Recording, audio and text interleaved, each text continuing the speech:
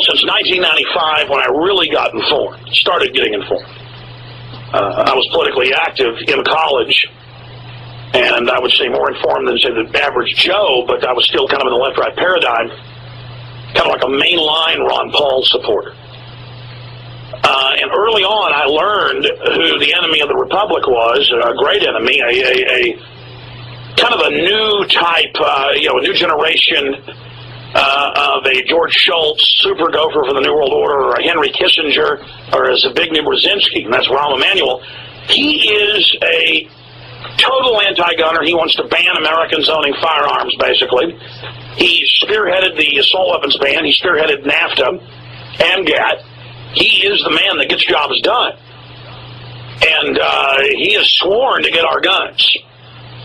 That's the new chief of staff. They're talking about a bunch of other appointments. It looks really bad, folks. And I don't want to be associated with the really just mindless, hateful, and by hateful, a lot of them have attacked me and made stuff up or exaggerated or twisted things I've said. And they all fight with each other, and so that's a distasteful group as well. But at the same time, I'm a USA First guy and a Second Amendment guy, number one, and a First Amendment guy. I mean, that comes first for me, and I just got to say it. I mean, it was one thing with the last administration, and I was hoping it was a fluke and was going to stop. But, I mean, come on, folks. Every key person in the Bush administration and now in this next administration just so happen to be the sons and daughters of the founders of Israel and Mossad chiefs and people, and they're openly not even really U.S. citizens, and they openly are at the head of the table in anti-gun operations in the U.S., and I'm sick of it. I mean, Rahm Emanuel's been in the Israeli military. He gets up on news and says he's Israel first, and I've had enough of it. I mean, I am really getting sick of it. I am really getting tired of it. Now, I'm against Schwarzenegger being a foreigner, and he's over here anti-gun, and he also wants all these carbon taxes and the rest of it, so, it's the same thing. I'm sick of it, but we don't have,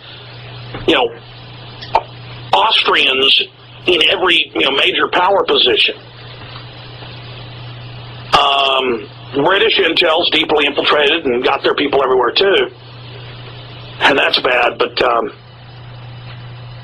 I'm not going to, it's one thing to have powerful elements of the Israeli lobby all over the Bush administration and to have them being, some of the most energetic cheerleaders for the Patriot Act and torture and police state measures and warrantless spying. That's bad. But to now have Rahm Emanuel, whose father was one of the head terrorists that founded Israel, and Rahm Emanuel himself is in the Israeli military, Israeli intelligence, dual citizen. I mean, I'd be against having the chief of staff be British and openly have worked for the British government. I would be against Arnold Schwarzenegger being in this cabinet, which they're talking about doing. It's bad. On its face, it's wrong. On its face, it stinks to high heaven.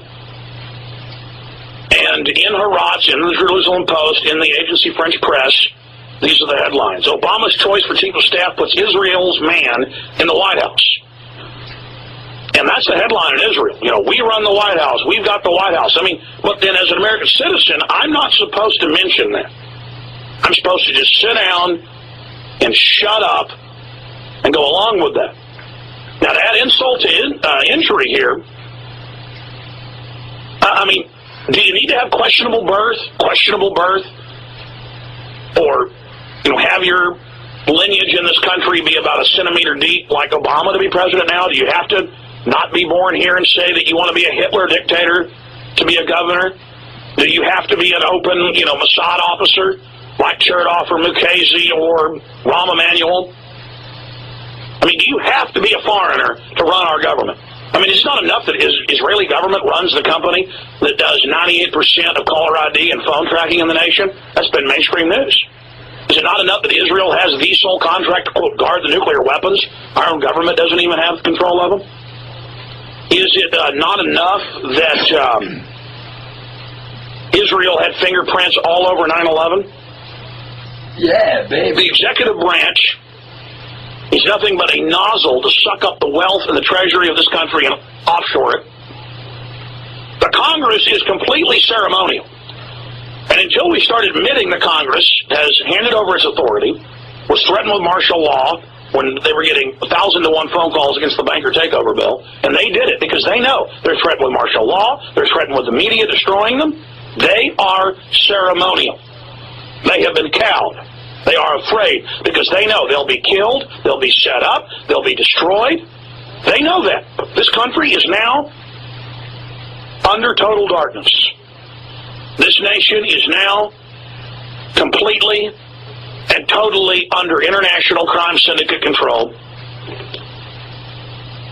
A consortium of wicked robber barons, black nobility, that is the old royal families of Europe, intermarried and interbred with the Rothschilds.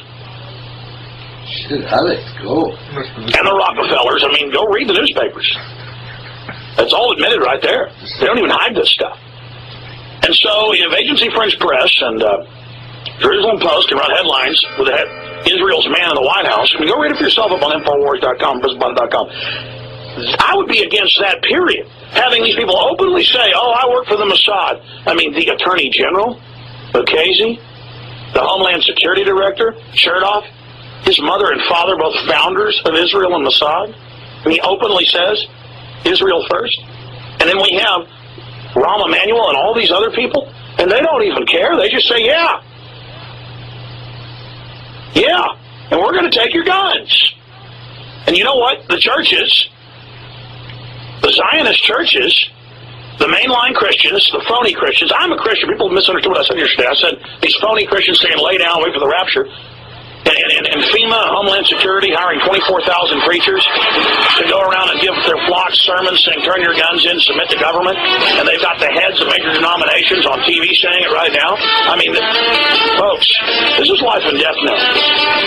This government is totally bankrupt and totally criminal. And now the mindless left, who could see the police state under Bush, they're now completely blind and cheerleading Obama, the new puppet who runs nothing.